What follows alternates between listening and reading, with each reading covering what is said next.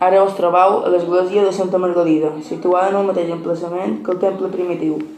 Les obres de construcció i eixample del temple es perllongaren durant el segle XIII. Entorn al 1320, l'església s'incendià i quedà gairebé en ruïnes. Això els obligà a traslladar la parròquia a un oratori habilitat a la població veïna d'Ero, fins que el 1336 la seu de la parròquia tornà al seu emplaçament original. El 1628 el municipi decidís canviar l'altar major d'un cap a un altre de l'església. Mentrestant, començaven a manifestar-se els perills de deteriorament que encara ara amenacen el temple.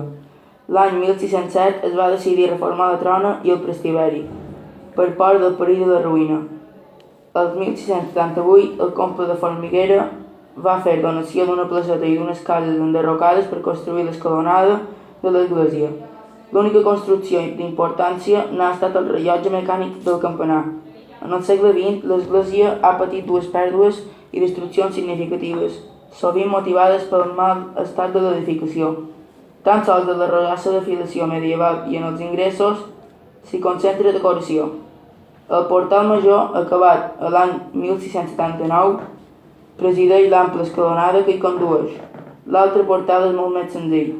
L'interior de l'església presenta dues parts ben diferenciades, la nau central i les capelles, que estan cobertes amb volta de creueria, i deixa lloc per una galeria de ventanals que encara no estan oberts per complet.